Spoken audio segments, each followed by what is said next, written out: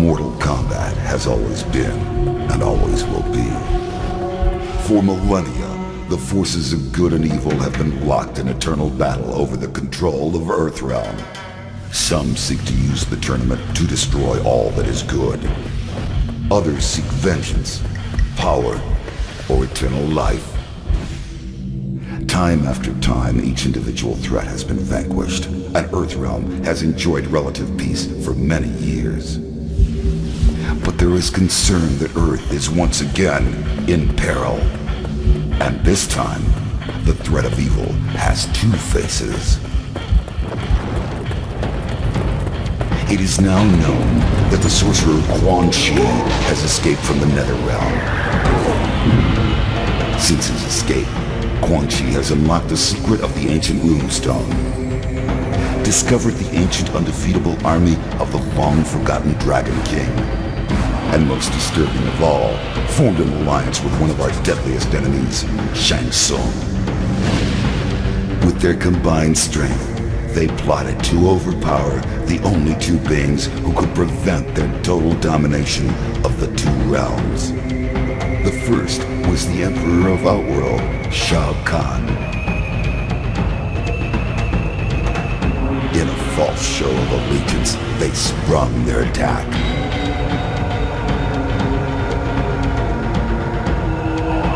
They then traveled to Earthrealm by way of a mystical portal known only to sorcerers and deities.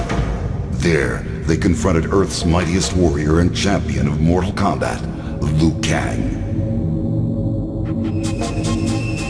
It has been Shang Tsung's desire to consume the soul of Earthrealm's greatest warrior.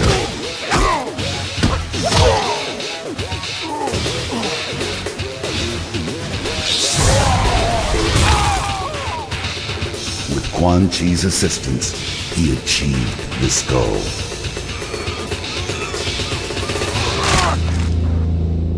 Liu Kang is dead.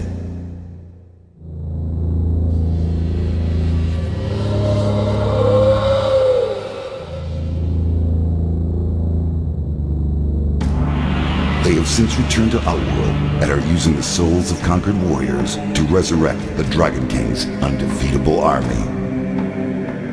Should they succeed, they will have the means to conquer Outworld and eventually Earthrealm. They will be unstoppable. I can no longer stand idly by and watch this evil consume the world. I have relinquished my status as Elder God to return to Earth and lead you all to battle against our old adversaries. We must act now. We must stop this deadly alliance.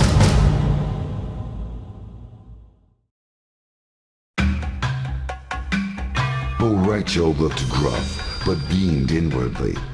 With their victory over the deadly alliance complete, he and Kung Lao had liberated Outworld from its latest threat.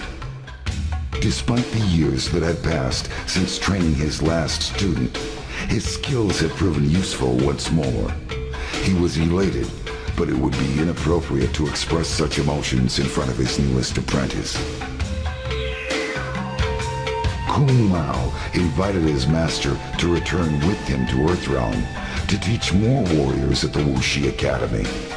The success of his apprentice gave him renewed confidence in his training skills and, for the first time, a clear purpose in life. Boraicho offered only token resistance. He accepted the offer because the defenders of Earthrealm could certainly use his help, but more importantly, because Earthrealm's rice wine put Outworld's liquor to shame.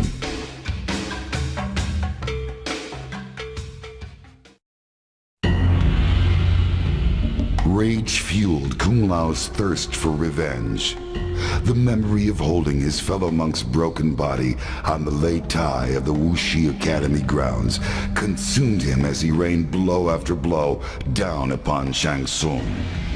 Kung Lao had finally mastered the attack Boraicho had taught him. The sorcerer could not withstand his whirlwind assault. Shang Tsung begged for mercy. Kung Lao granted him none.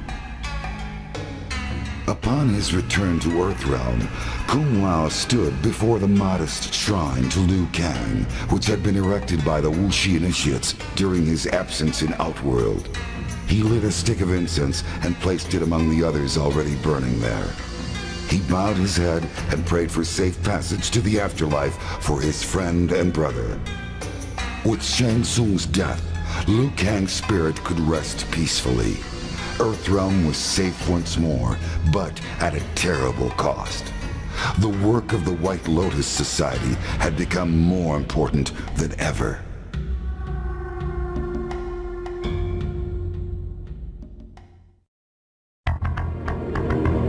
Kitana's longtime enemy Shao Kahn was dead, and the alliance between Shang Tsung and Quan Chi was defeated with the help of warriors from Earthrealm. Although there was peace once more throughout the realms, all was not right for Kitana. Saddened by the death of Goro, she attended a ceremony in the Kuotan Palace to honor her fallen friend and ally.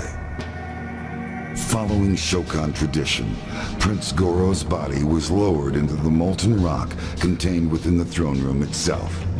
As Kitana said goodbye to her wartime ally, she also held a moment of silence for Liu Kang, and secretly wished he had joined her in Edenia so many years ago.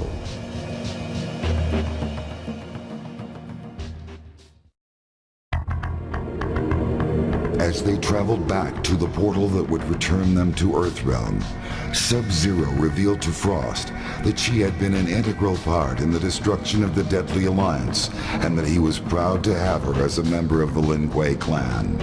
But unknown to Sub-Zero, Frost's true intention for joining the Lin Kuei was to become Grand Master herself. She used her Ice Blast to temporarily immobilize him and rip the Dragon Medallion from his chest. As she held the medallion, she felt power surge through her body. Lacking the strength and discipline required to control the medallion's immense power, she was consumed by her own freezing ability.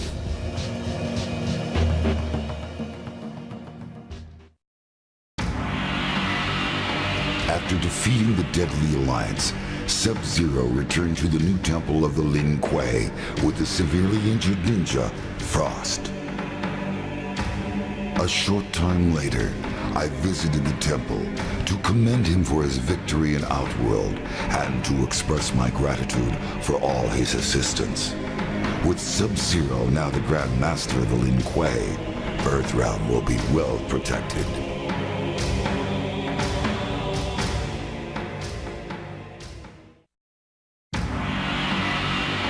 Once again, the threat to Earthrealm has been vanquished. The Deadly Alliance is no more. What dangers lie in the future I can no longer foresee. Perhaps the Dragon King will in fact return. Perhaps the depths of the Netherrealm will spew forth a legion of Oni. Even the vampire people pose a threat to peace now that Outworld is in chaos. But one thing is certain. Earthrealm must be protected. I have abandoned my status as Elder God to aid these mortals and act defiant of the heavens. I will instead remain here on Earth as God of Thunder.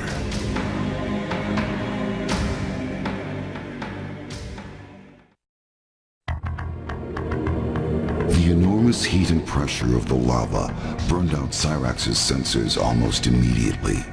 He cast about blindly in the infernal pit, searching for the orb Nitara had sent him to locate.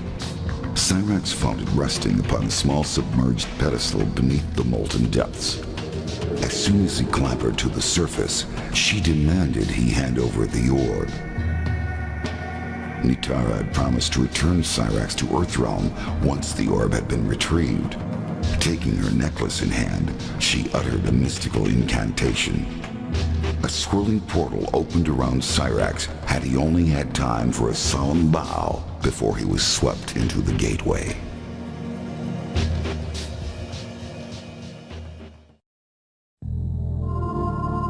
After what seemed like an eternity, Cyrax finally emerged from the lava, holding the orb that had bound Nitara's realm to Outworld for ages. At last it was within her grasp. She would be able to free her people from Shao Kahn's imprisonment. Fulfilling her end of the bargain, she sent Cyrax back to his Earthrealm home in exchange for the orb. Nitara stared into the orb. It seethed with the power trapped within. She raised it above her head and then smashed it to the floor. It shattered with an inhuman, soul-rending howl. Its horrible energy exploded away and tore her consciousness from her. She awoke later for the first time on her native soil.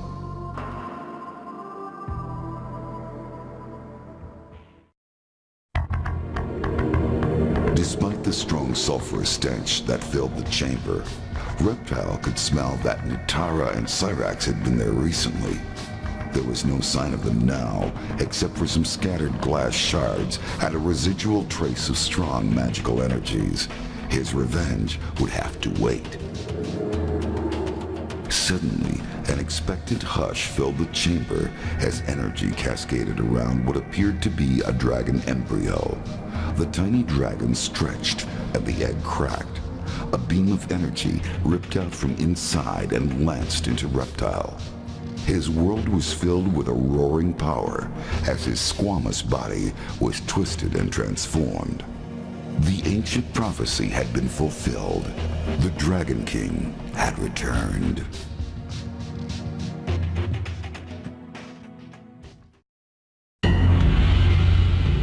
Having been enslaved through sorcery to guard the molten incubation chamber, Blaze was finally freed once the dragon egg had hatched.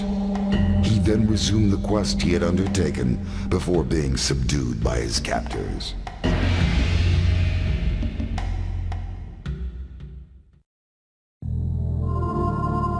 The hunt for Quan Chi had led Scorpion to the palace of Shang Tsung. Scorpion entered the palace through a hidden passage. As he made his way through the lower levels, he was discovered by the two Oni he had previously encountered while in the Netherrealm. Shang Tsung had secretly allied with Moloch and Draman as a backup defense against Quan Chi. The two Oni had been hidden in an underground chamber and were periodically fed mortals to keep them satisfied. Scorpion fought well, but was overpowered by Moloch and Draman. Although they could not consume the ninja specter, they devised another means for eliminating their foe that would satisfy their cruel nature. The Oni brought Scorpion before the portal to the heavens that Shang Tsung had tapped as a source of limitless souls. They hurled him into the Solnado, and his hellspawn body was ripped apart by the purity of that realm.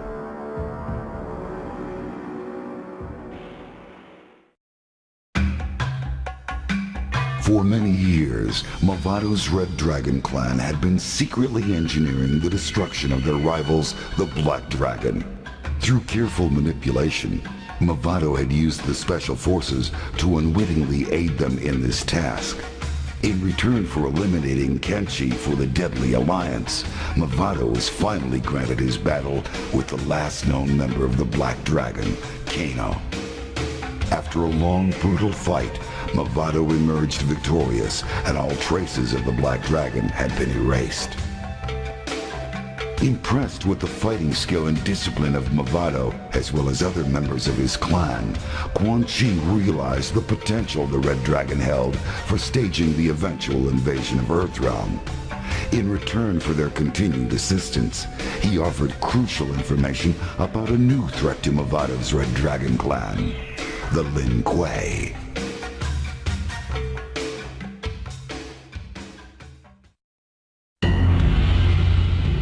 Su Hao reported to his superior, Movado, and informed him of his success in destroying the Special Forces Outer World Investigation Agency. Movado then informed Su Hao of his next objective. It seemed that Quan Chi was proving to be a powerful ally and was willing to aid the Red Dragon in its quest for domination of Earth. In a show of good faith, Movado agreed to destroy Quan Chi's enemies. The sorcerers suspected betrayal from Shang Tsung. There was evidence that Shang Tsung had allied with the two Oni, known as Moloch and Draman. Su Hao's new orders were to eliminate the sorcerer Shang Tsung before the Oni eliminated Quan Chi.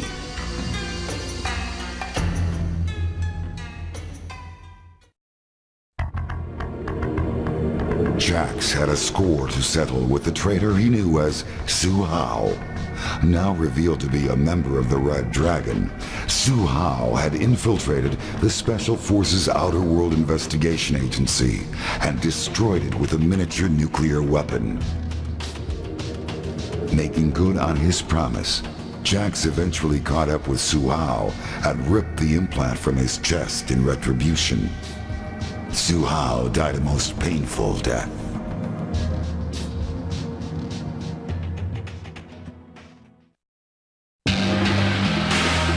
Sent by the sorcerer Shang Tsung, the two Oni known as Draman and Moloch confronted Quan Chi, enraged that he had tried to leave them stranded in the bowels of the Netherrealm. In the battle that ensued, Draman leapt at Quan Chi, and both combatants stumbled into the inner sanctum chamber. Moments later, Draman emerged from the chamber, altered from his previous form.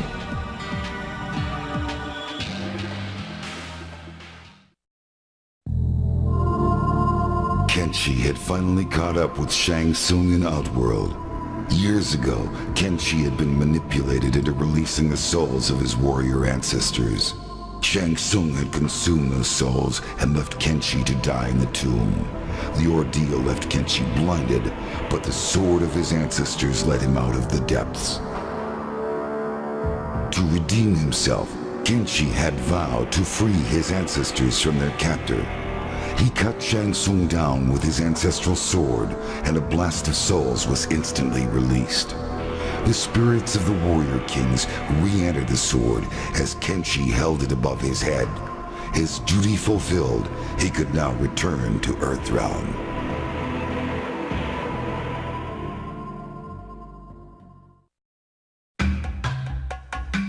After the destruction of the Deadly Alliance, Sonya searched for the missing Special Forces agent Kenshi.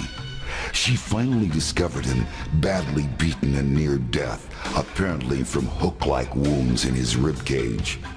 She managed to return him to the rendezvous point where I transported them back to Earthrealm. Upon her return, Sonya was promoted to General and given a choice of command. She handpicked a team to deal with new terrorist threats located on Earth, while in Outworld, Special Agent Kenshi had learned of a new threat to peace. The Red Dragon had awakened.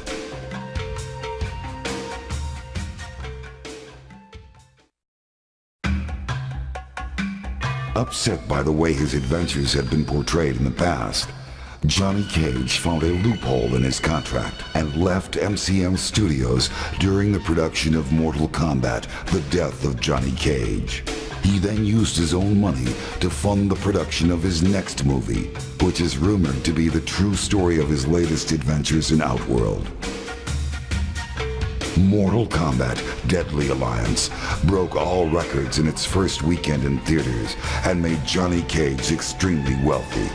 The movie told the true story of how Johnny Cage single-handedly saved the world from the threat of Quan Chi and Shang Tsung's Deadly Alliance.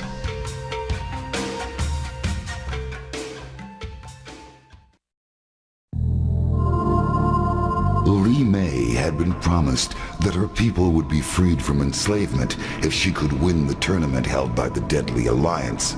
Now that she had emerged victorious, the true purpose behind the tournament was finally revealed to her.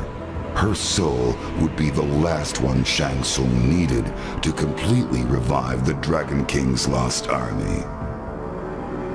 Her people would never be freed, and Li Mei herself would remain trapped inside the mummified remains of a dead soldier, cursed to serve the Deadly Alliance forever.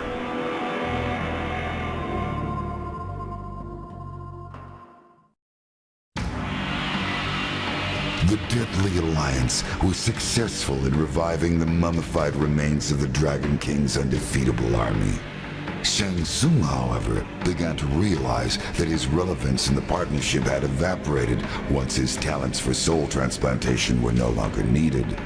The balance of power within the Deadly Alliance had seemingly been undone. Fearing betrayal, he secretly instructed Kano to steal Quan Chi's amulet in an attempt to gain control of the army. Since part of the soul transfer spell included the command to obey he who possesses the amulet, the army would obey only Shang Tsung and not Quan Chi once the amulet was in his possession.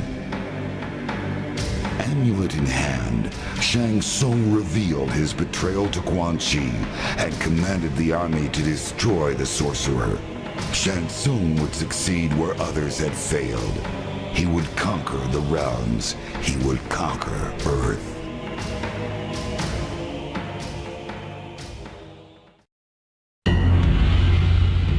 Kano and Sonya had fought before.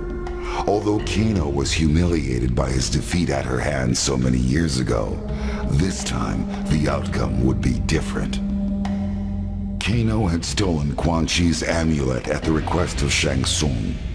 With the amulet in his possession, Kano came to the realization that he was now in total control of the revived undefeatable army.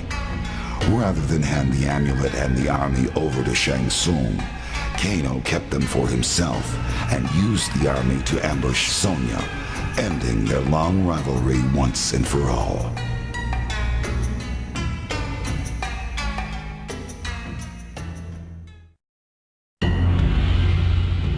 The Deadly Alliance was successful in reviving the mummified remains of the Dragon King's undefeatable army.